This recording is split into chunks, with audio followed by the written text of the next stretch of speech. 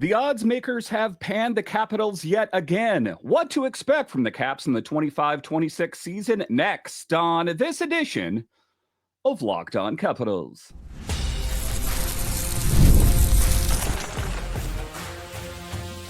Your Locked On Capitals, your daily podcast on the Washington Capitals. Part of the Locked On Podcast Network, your team every day. Well, hello and welcome into this edition of Locked On Capitals, part of the Locked On Podcast Network, your team every day. My name is Dan Holme. I've covered the Capitals for the last 3 seasons for Locked On and various other outlets before that.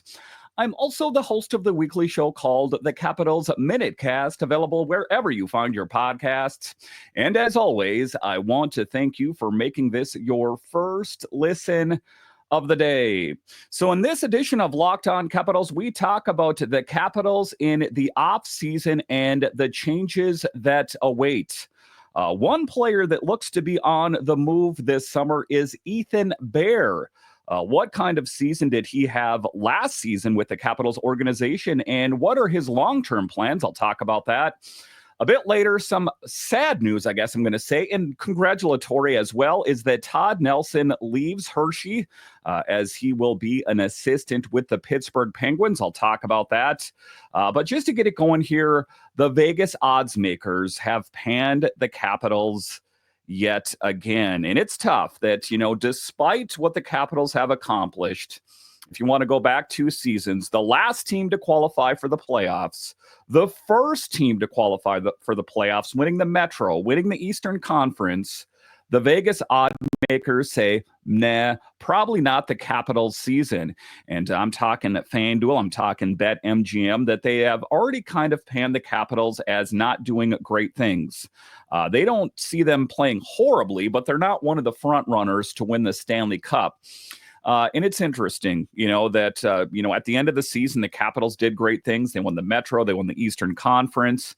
And I kind of talked about how they were the underdog. And if you want to rewind that time, those people in the beginning of last season said the Capitals weren't going to do anything either. And then the Capitals surprised everyone. Those risky moves that former GM Brian McClellan made paid dividends big time. Pierre-Luc Dubois, Logan Thompson, Chychrun. And by the end of the season, they're like, why are you calling him underdog? I mean, we knew the Capitals weren't going to start well, but then when we saw they're going to take off, then exactly. So if you're going to, kind of make your mark in the sand, you got to do it before the season starts. It's easy to say what kind of team the Capitals or any other kind of team is going to be after you see how them play during large swaths of the season. But right now, I'm going to go ahead and say I see the Capitals being competitors. The players that ostensibly are going to be on the move, who I'm talking about, Mangiapane, these kind of guys, Radish. I think the subtraction of those players isn't going to be so much that it is going to set the Capitals back. If anything, the additions that they make this offseason, primarily on July 1st, are only going to catapult this team to make it even better. That I do think that new GM Chris Patrick very well might take a big hack, or we might see some of the younger players rise to the surface. And what is Leonard? What is Crystal? What is Miro going to look like in the 25-26 season? So let's dive into that in this first segment here. And you talk about the Capitals, like I said, they're doing great things. Metro, Eastern Conference, 50 wins, the first time we've done that since 2017. And somehow, some way, BetMGM and FanDuel think we're just the 12th best team in the league heading into the 25-26 season. Really? Is that what you have? And, go ahead, put your money on other teams. I think the safe bet is to put it on the Capitals. As I record this, in the latter part of June here, do I think the Capitals are going to win the Stanley Cup? I didn't go that far, but I do think they will make it to the playoffs, hopefully past the second round. And the bar that I set for the team last season hasn't changed. I would like for them to be in the Stanley Cup final. And I understand it's not easy. There's 32 other teams, the Panthers, the Oilers. You got to think that they're going to maintain, if not get better. But how long is that sustainable for Florida? As a lot of those players, when you tack on Stanley Cup winner on your resume, makes them that much more valuable. But I think the Capitals, are destined for the playoffs, despite what some of these insiders or BetMGM and FanDuel think. Now, you take a look at it, plus 2,800 odds to win the Cup. That's behind teams like Toronto, Tampa Bay, and even the Devils, who, if you take a look at the Capitals during the regular season and good chunks of the postseason, played better than those teams. Because the Capitals, in fact, made it to the playoffs. So you take a look at it, that there is often no love for this team. And I'm not really sure why that is. I think that kind of the feeling outside of the Washington DMV market is that the Capitals somehow, some way in 2018 caught lightning in a bottle and they got lucky. I don't believe that. I think that it was a team that was built well. And I think that the team is in a similar position last season, despite where they finished, and going into next season as well. So let the odds makers say what they say. At the end of the day, I think, let's be real here, it's a bit disrespectful. You can take a look at how this team's built. Dylan Strome centering with Alex Ovechkin, Logan Thompson, one of the guys in the mix for the Vezina. And Ovi, still chasing goals, despite the fact that he caught and passed Gretzky, that it is going to be the last hurrah, ostensibly, for the Great Eight in the NHL, that I think that the Capitals very well might push their chips in on a Stanley Cup winner, and I guess it depends on what Chris Patrick wants to do. I think that for what fixes to be the last season of the Great Eight in the NHL, at least his last season that we know under current contract, that he might push his chips in for a big win. And I talked about this, what was it, a week or so ago, about Brad Marchand. And what kind of difference, maker would that be for the Capitals? Or, there's names out there that are big hacks, Connor McDavid. I'm not saying they're coming to the Capitals, but those are the names in flux right now. I understand that Connor McDavid is a bit of sour grape still after his team, playing, 2 months of postseason hockey, fell short of his goal, that he might test the open waters. I mean, I'm not saying that's the case. I think he loves playing with Draisaitl. And, as far as, Brad Marchand is concerned, I think that the Florida Panthers are going to do their level best to try to bring him back, or maybe Boston will take another swing back at him. I think the Capitals could be in that mix. I guess it depends. I don't want to, and I'm going to circle back to what I've talked about. If you're an everydayer, I don't want the Capitals to deplete their prospects. Their young talent down in Hershey, that the Capitals are in a good position for the first time in quite some time. That I don't want that to be the case. But if they can finagle away, if they can move on from some expiring contracts or players going into contract years, I'm talking Carlson, TVR, these kind of guys, that maybe it's possible. If the feeling is that Carlson's not going to come back, then why not try to get a return on him? Same goes for TVR here. But let's break it down. BetMGM's top dog is Edmonton. And is that the case? I mean, you take a look at it, playing in the Stanley Cup final. They're rolling with Carolina at plus 700. So the books think Connor McDavid or the Canes are hoisting the cup next season. Is that going to be the case? And how much weight do you guys ultimately put into these online bet makers? I know that that's how they make their living. And, you got to think that there's AI and all that kind of thing associated with it. But I think the Capitals are in the mix. And here's what stings. The Caps finished 12 points ahead of Carolina and 20 ahead of New Jersey. And yet those two teams are still considered better bets. That doesn't track to me. I really don't think that's the case. And again, I would love nothing more than to smear it in the face of all the detractors that think the Capitals are going to suck again. And no doubt this summer we'll have to do some preseason predictions with Locked On. And those guys were wrong. I mean, I wasn't 100% right either. I picked the Rangers and the Capitals number 2. But none of my fellow co-hosts on Locked On for the Metro teams thought the Capitals were going to even make it to the playoffs. We're not talking Stanley Cup here, folks. We're talking about even making it to the playoffs, and they made it to the second round. So it's going to be interesting to see how it all shakes out here.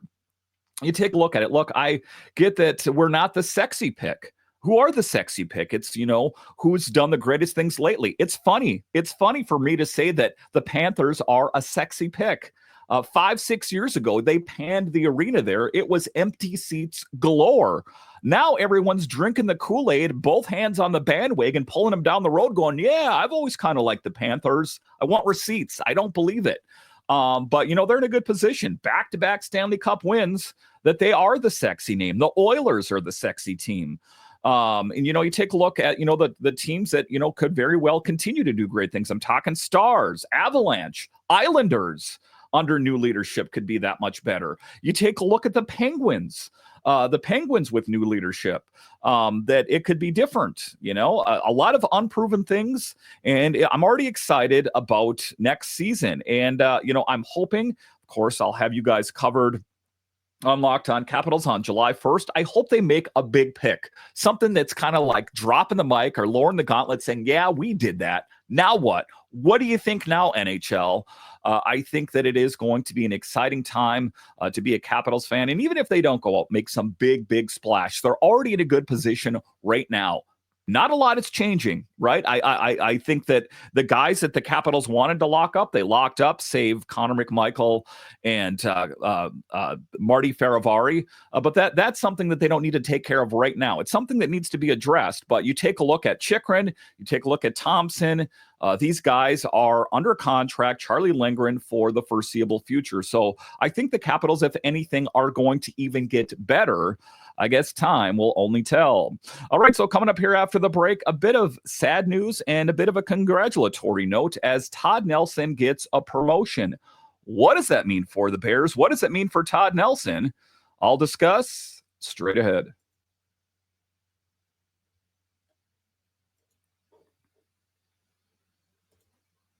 Looking for a snack that's both delicious and nutritious? Crack into a good source of protein with Wonderful Pistachios. Wonderful Pistachios is one of the highest protein nuts. Each 1 ounce serving has 6 grams of protein, giving you over 10% of your daily value. Plus, they're packed for you with fiber and better for you unsaturated fats to help you keep feeling fuller longer. And guys, I don't know if you're like me. If you go to work and you bring a lunch, sometimes in the morning you're like, I'll bring a sandwich and maybe this. And by the time it's lunch break, you're like, I am hungry and I don't want to eat what I packed. And sometimes it's easy to reach for a donut or a bag of chips. Why not reach for some Wonderful Pistachios high in protein, and you'll actually feel good about the snack you're eating on break at work. Now, personally, I love the no shells variety. It's the perfect grab-and-go snack, whether it's on my lunch break at work or I'm in the car, taking the kids to school, whatever the case might be.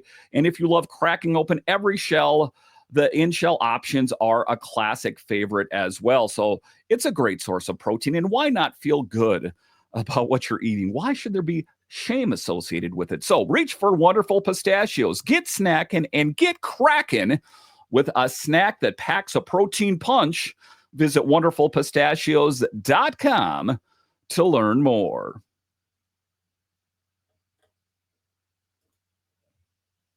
All right, welcome back into this edition of Locked On Capitals, part of the Locked On Podcast Network, your team every day. You can find me over on Twitter. It's at DanCaps218. You can find the show on Twitter. It's at Locked On Caps. So in segment 2 here, news that we saw coming for quite some time, that, you take a look at the Hershey Bears, and they had won back-to-back Calder Cups and, missing their goal this year. But if you take a look at the resume of Todd Nelson, he definitely elevated the Hershey Bears organization, and he took it to the next level. Long history of doing great things, but I think there is a big hole in Hershey that Todd Nelson left behind, but deserving of another chance at being a coach in the NHL. So a bit of a somber thing, I guess, as far as, a great coach in the Capitals organization moving on presents an opportunity for another guy to take that role, or girl, whatever the case might be.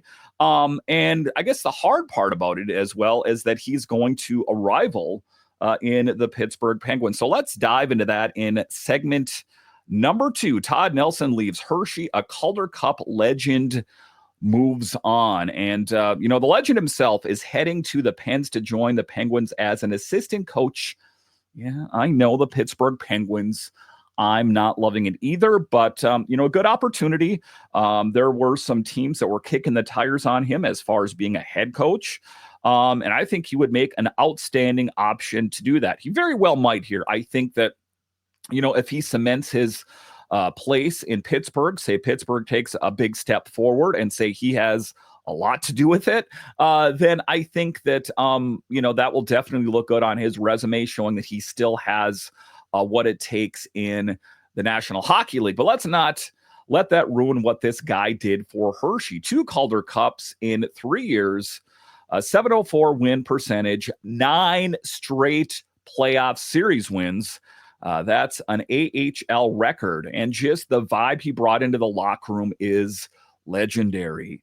And if you talk to the players that played under his leadership, if you talk to some of the fans and just the people that cover the Hershey Bears, they have nothing but positivity to say, positive things to say about him. He was more than, a head coach. He was a culture builder in a lot of the same ways that Spencer Carberry has been for the Capitals. And I think kind of the feeling for a while there was that Nelson was the head coach in waiting for the Capitals, the big team. And I think that was true when Peter Laviolette was here. And for some reason, they decided to go with Spencer Carberry, of course, Jack Adams winner, and just did great things. A great decision by the leadership in the Capitals, don't get me wrong, but that was the feeling that Todd Nelson was the head coach in waiting for the Capitals, the big team. But I don't think Spencer Carberry is going anywhere anytime soon, as he has elevated this team. And ultimately, despite the fact we're moving from the situation that he's going to a bitter rival, the Pittsburgh Penguins, if he was here, I'd give him a pat on the back, shake his hand, and say, good job. And like I said, there were teams out there that were, sniffing around. Vancouver, there were whispers last year too, but now it's real. He's back in the NHL. And even other rumors out there about Dallas, that Dallas decided to move on from DeBoer, even though I think that was, kind of questionable judgment if you want to take a look at the back of DeBoer's coaching hockey card, if you will. Now, let me read you this quote he gave after the announcement. He said, quote, "What we accomplished over the past 3 years was truly special. Hershey will always hold a special place in my heart," unquote. And, I was lucky enough to see a game in Hershey.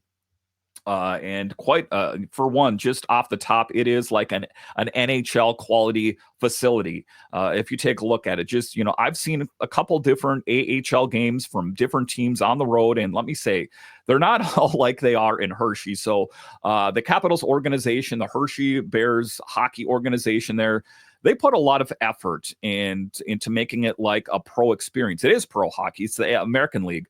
But what I'm saying is that you are geared, you are prepared, that when you get your call up to Washington, to the big team, that you have a lot of the same vibes. You have a lot of the same experience, just based on the fact that you played in Hershey, a grade A organization that I have no doubt will select another great coach to take that team to yet other great heights. Because you take a look at it, a long, legendary history of doing great things in Hershey. And a lot of that here recently had to do with Todd Nelson. And you can tell this wasn't just a stepping stone for him. It meant something. And it positioned him to qualify to be in the runnings for a head coaching job or an assistant in this case, that, people have their eyes on Hershey. They see what kind of organization it is, and I think ultimately what put them in this position. So now the Caps and Bears need to find someone who can follow the act. The Capitals organization working in tandem with the Bears,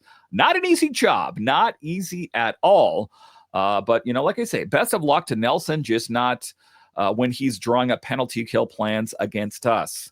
I guess if that is what it comes down to. But, you take a look at it, I think that he did a good job, and the proof's in the pudding, as they say, right? That you see what he did with the Hershey Bears organization. And like I say, if he can continue with his current trajectory, I have no doubt in my mind that a head coaching job will come calling sooner than later. All right, so coming up here after the break, we'll talk about Ethan Bear. He has been given permission, or his representation, to listen to offers. He might go somewhere. What is the future of Ethan Bear, and would he be a good fit for the Capitals at this point? I'll discuss straight ahead.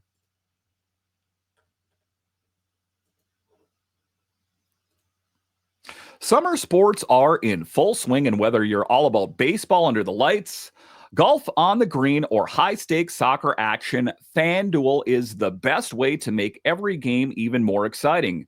You're already following the action. Why not make it a little more thrilling with FanDuel? You can get on the game with your friends and get sunburned at the beach. Now, listen, there's baseball going on, and let's be honest, the Nats and, well, the Orioles, if you're an Orioles fan, aren't really having the season that they had hoped for. But say you're a Capitals fan, or just say you want vested interest in all of the games in Major League Baseball or soccer or whatever the case might be, open up the FanDuel app, put a little bit of money on these games. All of a sudden, they got that much more exciting. So are you new to FanDuel? New customers can bet just $5 and get $150 in bonus bets if your first bet wins.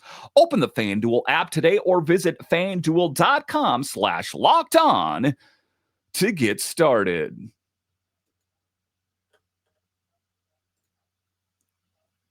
All right, welcome back into this edition of Locked On Capitals, part of the Locked On Podcast Network, your team every day. The best way that you can help grow the show is to subscribe to Locked On Capitals on YouTube and comment anything down below. Well, if you can tell by looking around me here, I'm back at home, back at the home studio. Hopefully it looks a little better. Hopefully it sounds a little bit better.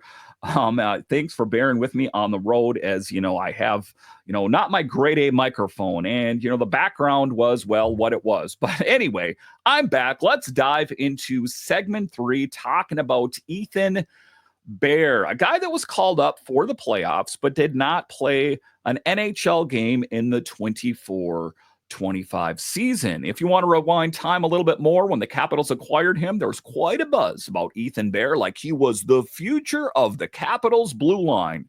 That if you take a look at Ethan Bear and Rasmus Sandin, that's a 1-2 punch. It didn't materialize. It wasn't the case. He also went into the NHL's player assistance program, got right what was wrong in his life, and went down to Hershey. Didn't sulk, didn't moan, elevated his game to the next level in Hershey. Kind of ties in with what I talked about in segment 2 under Todd Nelson there, that he found his footing in Hershey. Again, pro hockey still. But now the question is the future of Ethan Bear. Does he fit in the Capitals? Is he that emergency healthy scratch that you can keep in the cupboard? For me, as a guy that covers this team, I don't think he's the guy that I want playing, on the Capitals, on the blue line on a regular basis. I just don't. I think that for me right now, I think he's a good option. If for some reason the Capitals decide to hold on to him, that I think he would be a good piece to keep in the cupboard. The question now is why didn't they open the cupboard and pull him out when they needed him? That is a broader statement, a broader podcast that I could talk about Alexiev. And ultimately, if I had to pick one or the other, I would go with Ethan Bear over Alex Alexiev. I didn't like what I saw from him. Not horrible, not great, but let's steer it back to Ethan Bear here and his future. What lies ahead for Mr. Bear? Let's talk about that in segment 3. So the Caps have given him permission to talk to other teams ahead of the July 1st free agency, which doesn't guarantee that he's gone. But, it kind of feels like the writing is on the wall. And, like I've talked about, and it's just common sense. Common sense, people. You're better to trade someone than to let it go out to free agency and get zero, because then they're not under contract and they can go somewhere and you get nothing. That's why I've tied it back to Carlson and TVR that, yeah, it stings like peeling off a Band-Aid. But when you're like, hey, look at the return that we got, I think that, if the Capitals, could trade him some now, there's not a lot of time, but if they could trade him before now in July 1st and get some kind of return, that would be advantageous. Bear was an AHL All-Star this year. Looks pretty shiny on the resume. He led Hershey defensemen in scoring 46 points in 62 games. So to say he had a bounce back would be, yeah, I'm going to go ahead and say that. It wasn't a bounce back in the NHL, but a bounce back in one level down in the American Hockey League. Good thing for him. 8th overall among D-men league-wide. That's no joke. And he didn't dress for a single NHL game this past season, not one. And that's a bit concerning in one regard, but in another regard, not too surprising, is the Capitals did not face any real injury on the blue line except for when Marty Ferravari went down at the end of the season. I know that Chychrun missed a little bit of time. There were, spots here and there, but big picture, if I'm going to generalize the 24-25 season, other than Martin Ferravari at the end of the season, I'm going to go ahead and say that the blue line overall was pretty healthy. So he didn't get his opportunity. Would he have? Perhaps. There's other guys in the mix as well, and Prisky and Iorio and Dylan McElrath. There's a lot of guys in the mix there to fill in. But the fact that they didn't choose to go with him, in the playoffs is one thing. And there's different reasons for why that is, just based on where they slot into the lineup. But it's rough. He signed that 2-year deal in December of 23, but training camp came. He got waived. And honestly, credit to the guy, he embraced the demotion. And if you are familiar with this situation, he had to get what was going on in his head right. He was dealing with some issues, and I'm happy he got in the right headspace, because in his professional life, it steered him to be in a good position right now. Do I think he could land a job in the NHL somewhere? Absolutely. Just the fact of how well he played last year, I got to think that there's a team out there that's going to take a flyer on him and say, that guy's worth a shot. Even if he's a cupboard piece, I think that could be the case. He said it himself, playing every night, no more stress of being in and out of the lineup. He needed that, and it showed. He played loose, he played smart, he played well in Hershey. But if the Caps didn't give him a real look during the late season playoff push, even as a depth position, then maybe this chapter's done for Mr. Ethan Bear. Kind of get that feeling, and it's a good story. I know there's some Capitals beat writers that talked about him and how he went into the NHL's player assistance program and came out better on the other end. And that's a good story. I love good stories. They're the makings of a Lifetime or Disney thing. But I'm not about that. I want the best person on the ice, regardless of who they are off the ice or the struggles that they're going in. I care, but I care primarily, I guess I'm going to say, about the well-being of the organization winning games. Rooting for him regardless of where he goes, but I want the best option. So I'm rooting for him, whether it's in Vancouver, Seattle, even back out west, whatever the case might be, wherever he lands around the NHL, it's a good story. And if he does stick around, you got a solid two-way defenseman with power play upside and playoff experience. Could be sneaky valuable, that he has experience, whether it's in the NHL or the AHL, that he's been there and he's done that. But what is his value, and what kind of return could the Capitals ostensibly get for him? But the way the Caps blue line is shaking out, Carlson, Chychrun, Ferravari, Roy, Sandin, and TVR, it's crowded. And there's questions, and I've talked about it. Carlson, question mark. Capitals non-committal, Carlson non-committal. You take a look at TVR as well, going into his last year under contract, that there could, potentially be a spot open. But, if you're asking me, of course, they're not going to put Ethan Bear in for John Carlson. And to be clear here, I don't think Ethan Bear goes in for TVR if for some reason they trade him. I think where he's at in his career, and don't get me wrong, I would absolutely love to be wrong here. I see him as just that depth piece, that guy that sits in the cabinet or emergency break class. We need help. Pull him on out. That's where he's at. Again, he could prove me wrong, but I think that he ultimately needs a fresh start elsewhere. There was high hopes, and oftentimes that's the case. It doesn't always go the way that you hoped for. But all things considered, I think that if you're asking me right now, I think his time in Washington for the Capitals is over, given the fact that the organization gave him the green light to pursue other avenues, if you will. But all things considered, I wish him nothing but the best. I hope the Capitals get some upgrades.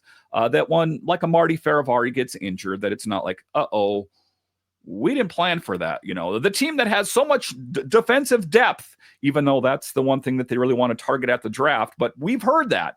The people that cover the team, beat writers, these kind of things, they've said that. There's a defensive glut on this team, that you got Prisky and Iorio and Lada. When it came to it, none of those guys was ready. We need NHL-ready players. And if they're not playing, on a night-in, night-out basis, they can play as a healthy scratch. It's not optimal, but, the smallest, violin plays for you as you're still taking in that sweet NHL money. So in any event, Ethan Bear, I wish him nothing but the best, whether it's for the Capitals, even though it's kind of leading towards somewhere else. I wish Ethan Bear nothing but the best. All right, once again, I want to thank you for joining me on this edition of Locked On Capitals, your only daily year-round podcast covering the Capitals. And I want to thank all of you that listen on the audio side and watch this on YouTube. You are what makes this show successful. When you're done here, head on over to Locked On NHL, as they have you covered 5 days a week, available wherever you find your podcasts and on YouTube. All right, once again, I want to thank you for joining me on this edition of Locked On Capitals, part of the Locked On Podcast Network. It is your team every day. My name is Dan Holme, and I'll talk to you again next time.